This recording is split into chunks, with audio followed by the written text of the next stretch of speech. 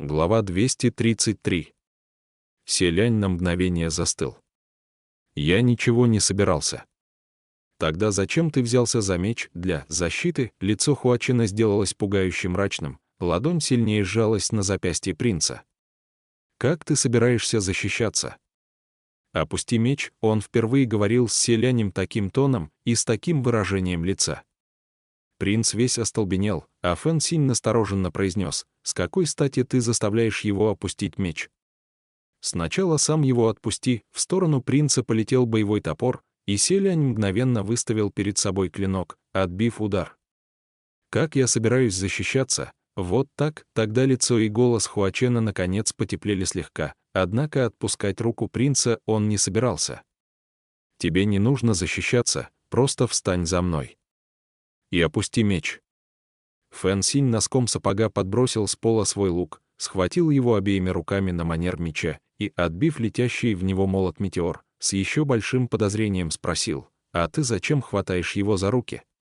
Ты действительно настоящий Хуачен?» «Ваше Высочество, кому-то еще известен пароль от духовной сети собирателя цветов под кровавым дождем, кроме тебя. Ведь не может быть, чтобы его знал только ты», стоило напомнить, и селянь вдруг осознал, что пароль Хуачена известен еще кое-кому. Цзюнь во дворце Синьле тот велел принцу связаться с Хуаченом и все прекрасно слышал, и все же селяню казалось, что перед ним настоящий Хуачен, просто он от чего-то подумал о чем-то нехорошем, и потому повел себя подобным образом. Поразмыслив, селянь ответил «хорошо» и убрал Фэн Синь. Мгновение блеснула серебряная вспышка, изогнутая сабля покинула ножны, стоило Эмину явить себя, и оружейная озарилась снопом серебристых искр и непрекращающимся звоном металла. Селянь и Фэн Синь, окруженные холодным блеском и убийственной ци, стояли не шевелясь. Спустя 10 звонких ударов Хуачен развернулся, а его оружие возвратилось в ножны. Взгляд селяня переместился на пол от Хуачена. Несколько сотен экземпляров оружия оказались порублены Эмином на мелкие обломки. Селянь присел и поднял с пола 2 осколка меча, в душе посетовав с горечью: «Это ведь были такие замечательные редкие клинки». Фэн Синь воскликнул: «Ваше Высочество, дверь!» Кажется, там появилась дверь. Положив осколки, принц поднялся. Вот как? Значит, чтобы выйти, требовалось справиться с этим оружием. По изначальной задумке дверь открывалась кровью и убийством живого существа, но Хуачен открыл ее, применив грубую силу. Только принц подумал об этом, и Хуачен потянул его за собой из оружейной. При виде демона, пышущего желанием кого-нибудь убить, Фэн Синь спросил: «Что вы теперь собираетесь делать?» Ему ответил селянь: «Разумеется, отправимся на поиски советника и Му Цина». Хуачен ровным тоном произнес: «Если Му Цин в самом деле продался Цзюнь, прежде всего следует забрать его собачью жизнь». Они втроем покинули оружейную и прошли немного, когда селянь, поразмыслив, все-таки задал вопрос: «Сань Лан, только что, ты ведь решил, что я намереваюсь заколоть себя мечом?» Хуачен не ответил, но его лицо осталось все таким же мрачным. «Я бы не стал», — сказал принц. Хуачен бросил на него взгляд. Правда, селянь в душе ощутил угрызение совести от этого взгляда. По правде говоря, раньше принц и впрямь воспользовался бы тем самым способом в критическом положении. Но теперь он больше не собирался так поступать. «Да», — заверил он. «Я обещал тебе». К тому же, там было так много всевозможного оружия, что если бы каждое проткнуло меня по разу, я бы превратился в кровавую кашу. Ха-ха-ха-ха, смех вдруг застрял у принца в горле. Все потому, что Хуачен резко обратил к нему свой взгляд на слове «проткнуло». Селянь не мог описать, что это за взгляд, но от него принц не мог произнести ни слова. Спустя мгновение Хуачен неожиданно с силой притянул принца к себе и заключил в объятия. Фэн Синь, идущий следом за ними, потрясенно завопил: «Вашу ж мать! Я вообще-то еще здесь!» Селянь, растерянно поморгав, похлопал Хуачена по спине и спросил: «Что с тобой, ваше Высочество?» Тихо проговорил тот: «Не надо так смеяться». Прижав селяня крепче, он добавил: «Это не смешно, правда, совсем не смешно». Стоило селяню вспомнить, как помрачнел Хуачен, когда он поднял отравленный трупным ядом череп, и принц ощутил угрызение совести. «Прости, я больше не буду так шутить, просто хотел, чтобы ты не беспокоился, но не ожидал, что выйдет все наоборот». Фэн Синь, будто напуганный сложившейся обстановкой, растерянно произнес: «Мне тоже кажется, не стоит так шутить». Раз уж он воспринимает это столь серьезно, Хуачен наконец отпустил селяня и мрачно сказал: «Идем». Без советника, показывающего дорогу, у них не осталось иного выбора, как продолжать продвигаться внутрь дворца. Но вскоре после того, как они покинули оружейную, селянь ощутил странные перемены в воздухе. «Вам не кажется, — поинтересовался принц, — что становится жарче, когда они только очутились во дворце, вокруг царила прохлада?» Но через какое-то время пути воздух стало словно распирать от жара. Фэн Синь, похоже, почувствовал то же самое, но когда обернулся, застыл и указал куда-то принцу. «Ваше высочество, погляди назад. Кажется, там что-то светится». Как они и сказал, позади них виднелся свет, который медленно приближался. Появление неизвестного источника света под землей — событие крайне странное. Неужели кто-то идет к ним? Но когда очертания источника света проявились яснее, селянь понял, что воздух действительно нагревается, и это ему не почудилось. Жар, от которого становилось трудно дышать, принес с собой этот странный свет. Огненно-красный поток, булькающий пузырями, медленно полз к ним по склону пола во дворце. Лава снаружи через русло защитного рва затекла во дворец, не успел селянь в душе воскликнуть «плохо дело», как почувствовал, что позади него кто-то быстро пронесся мимо. Выпустив с руки шелковую ленту, принц окликнул: «Постойте! Не подскажете дорогу?» Человек с трудом увернулся, но на мгновение замер, и когда остальные обернулись, то в свете уже приближающейся лавы разглядели его лицо. Фэн Синь закричал: «Му Цин! А ну стой, паршивец!» Но разве Му Цин стал бы его слушать?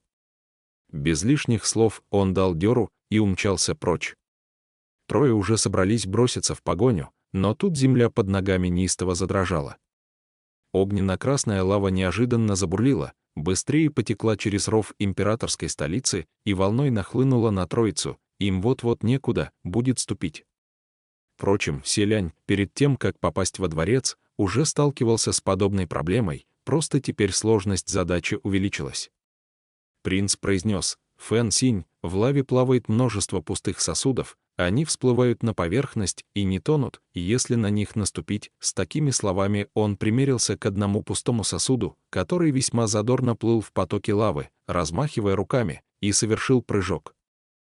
Только нога принца коснулась пустого сосуда, и селянь возрадовался в душе. Эти несколько погибших людей оказались более рослыми и лишь немного погружались в лаву, когда на них наступали, но по-прежнему сохраняли способность оставаться на плаву.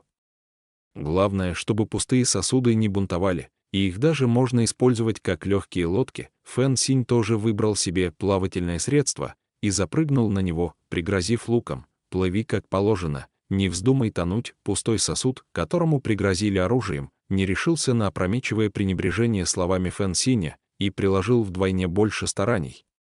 Хуачен же, лишь скрестив руки на груди, опустил взгляд на пустой сосуд, и тот повел себя весьма послушно, не смея противиться, приложил все свои силы и поплыл быстрее всех. Тем временем селянь, сложив руки в молитвенном жесте, искренне принялся уговаривать пустой сосуд, на котором оказался: «Провези меня немного, будь любезен, провези. Я зажгу благовония в твою честь. Тебе не нужны благовония. Можешь попросить любое подношение». Его пустой сосуд, очевидно, был крайне недоволен таким вторжением, он то и дело пытался махнуть рукой и прогнать принца. Но тот, как назло, оказался приставучим как тянучка, как бы пустой сосуд ни крутился, сбросить селяня ему не удавалось. Что тут говорить, принц опять выбрал самого несговорчивого, они поплыли по течению на своих пустых сосудах, словно по волнам навстречу ветру.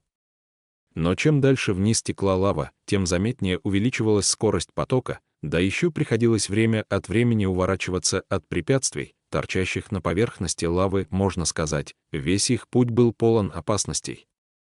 Спустя некоторое время он вновь нагнали Муцина, и Фэн Синь позвал: «Муцин, почему ты бежишь от нас?» Муцин тоже воспользовался пустым сосудом в качестве доски для плавания и теперь обернулся, отвечая: «Предлагаешь дожидаться, пока вы на меня нападете?» В руках Фэн Синя был только лук без стрел, так что приходилось кричать: «Мы не нападем». «Для начала объясни, каким образом ты вдруг исчез из оружейной?» Муцин язвительно усмехнулся. Он не успел закончить фразу, когда Селянь разглядел, какая картина открывается впереди. У принца мгновенно сузились зрачки, и он выкрикнул: «Прямо перед тобой!» Муцин повернулся и обнаружил, что путь впереди резко обрывается. Здесь, должно быть, возник подземный разлом, глубиной по меньшей мере в 100 чжанов, словно крутой обрыв. Муцин не ожидал появления столь внезапной опасности, к тому же лава ближе к обрыву потекла быстрее, и когда тот осознал происходящее, было уже поздно, он улетел вниз, мгновенно исчезнув из поля зрения вместе с пустым сосудом, на котором стоял, а остальных быстро и неотвратимо несло к тому же обрыву. В момент опасности Жайо слетела с руки принца, намоталась на загнутый угол крыши вдалеке и завязалась узлом. Одной рукой держась за Жайо, другой схватив Хуачена, принц крикнул, перебрасывая конец ленты Фэн Синю: «Держись!» Только связанные шелковой лентой, они смогли устоять на ногах. Сейчас до края обрыва им оставалось не больше 2 чжанов, еще чуть-чуть, и они бы тоже полетели вниз, что называется, осадили скакуна над самой пропастью. Вот только позади по-прежнему лились потоки кипящей лавы, и Селянь скомандовал: «Сворачивайся!» Жайо немедля послушалась, потянув всех троих к дворцу, и вскоре они уже запрыгнули на крышу. Здание оказалось достаточно большим, а крыша широкой, с каменной опорой, поэтому можно было не бояться, что ее снесет лавой. Здесь они, наконец, временно вздохнули спокойно. Немного оправившись от потрясения, Фэн Синь, растерянно глядя на пустой край обрыва, сам себе не веря, проговорил: «Муцин!» Упал Селянь, с огромным трудом успокоив бешено бьющееся сердце, отдышался, стер капли пота со лба и ответил: «Нет, если встать на самом краю крыши и чуть наклониться, можно увидеть, что в скалу на краю обрыва вонзилась длинная сабля. А за рукоять этой сабли крепко держатся 2 руки, под которыми виднеется раскрасневшееся от напряжения и нахлынувшей крови лицо». Муцин занял положение довольно пугающее, аккурат параллельно неспадающему подобно водопаду потоку раскаленной лавы. Возле его лица пролетали искры, что в реальности отражало фразу «огонь подпаляет брови», и если бы не заслон из божественного сияния, который защищал Муцина от действия жара, его лицо давно расплавилось бы, а голова превратилась в горящий факел. Но все же защитное сияние долго не продержится, а если он просто спрыгнет в бассейн с лавой, тоже мгновенно испарится, и костей не останется. От такого зрелища любого охватила бы тревога. «Что теперь делать?» — воскликнул Фэн Синь. «Ваше Высочество, твоя белая лента до него дотянется». Селянь уже попытался, но отозвал Жайо и теперь охлопывал пламя с ленты. «Не выйдет. Слишком далеко». Жайо загорится, и едва добравшись до середины, одежда Муцина тоже занялась множеством мелких языков пламени, рукоять сабли от жара сделалась обжигающей, но тот по-прежнему крепко держался за нее, не решаясь ни расслабить пальцы, ни посмотреть вниз. Стоит отпустить саблю, и внизу Муцина ждет не только бушующее море пламени, но и завывание бесчисленных голодных духов умерших, которые словно взывали к человеку, висящему над ними и изо всех сил противившемуся гибели, и желали, чтобы он поскорее присоединился к ним. Муцин крепко держался за рукоять сабли, по его бледному лбу катились капли пота. Он перевел взгляд на троицу вдалеке и шевельнул губами, словно хотел позвать на помощь, но с его характером Муцину было очень трудно выговорить слова вроде «помогите», «спасите меня». К тому же, неважно, способен ли Хуачен сейчас спасти его, вряд ли он пойдет на это. А Фэн Синя тоже судить трудно, оставался лишь один человек, который, как надеялся Муцин, желал и мог его спасти, даже имел возможность повлиять на 2 других, и это Селянь. Тогда Муцин, из последних сил подтягиваясь выше, так что на лбу у него чуть вздулись вены, прокричал принцу: «Ваше Высочество!» Селянь как раз быстро изучал обстановку, а, услышав крик, повернулся к Муцину. тот долго терпел, но все же сделал вдох и с красным лицом добавил: «Поверь мне». «Ваше Высочество, ты же знаешь, что я не лгу. Ты же знаешь, что я бы не стал по-настоящему вредить вам». Он с такой надеждой обращался к селяню, будто хватался за последнюю спасительную соломинку, однако его слова заставили принца вспомнить иную картину. Однажды вечером, много лет назад, селянь с точно такой же надеждой спросил Муцина: «Ты же знаешь, что я не лгу». И что тогда ответил ему Муцин? Принц не вспоминал об этом ни разу за несколько сотен лет, но вопрос Муцина неожиданно вытащил тот случай из давно забытого уголка его памяти.